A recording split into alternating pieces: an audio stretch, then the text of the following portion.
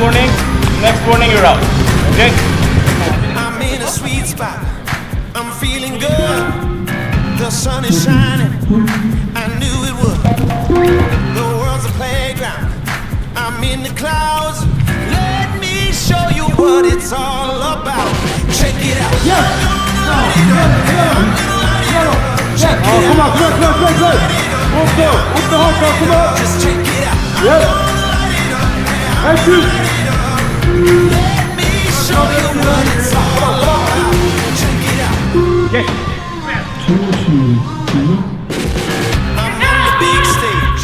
I got my Nei, jeg er fornøyd. Jeg føler jeg har gjort et bra grunnlag i vinter, og så synes jeg det ser ut som det er mange her som har gjort en jobb, og det er godt å se, så da kan vi starte på et bra nivå, og det var både gledelig og artig å møte gutta igjen.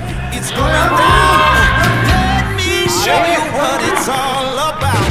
Check it out. I'm gonna light it up. Yeah, I'm gonna light it up. Check it out. I'm gonna light it up. Yeah, I'm gonna light it up. Just check it out. I'm gonna light it up. Yeah, I'm gonna light it up. Let me show you what it's all about. Check it out. Det er magisk, altså. Første dag å se unggutta begynne å springe her, og vi er ferdige. De har mye press for å slå oss, men mange sterke springere her. Eriksen var jo kjempefavoritt, men de unggutta, jeg går faktisk for Niklas Ødegaard. Check me out. Just check me. Let me show you what it's all about. Check it out. I'm gonna light it up. Yeah, I'm gonna light it up. Check it out. En tre har du. Kom igjen. Yes, kom on. Check it out. I'm gonna light it up. Yeah, I'm gonna light it up. Let me show you what it's all about.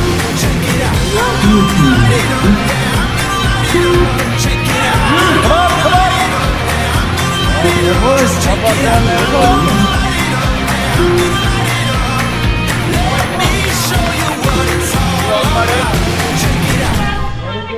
Det så bra ut. Jeg kan vel si det sånn uten at jeg har fått dobbeltsjekket det, men bare et sånt første inntrykk at bunnivået er hevet.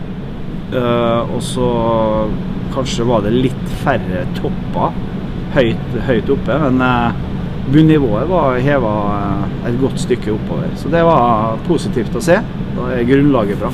Det er alltid godt å være ferdig med løpetesten i hvert fall, og så gleder vi oss til å komme oss enda litt mer på ball, men vi fikk smake litt, så det er godt å være tilbake og slippe alle egentreningsøktene, så det er deilig.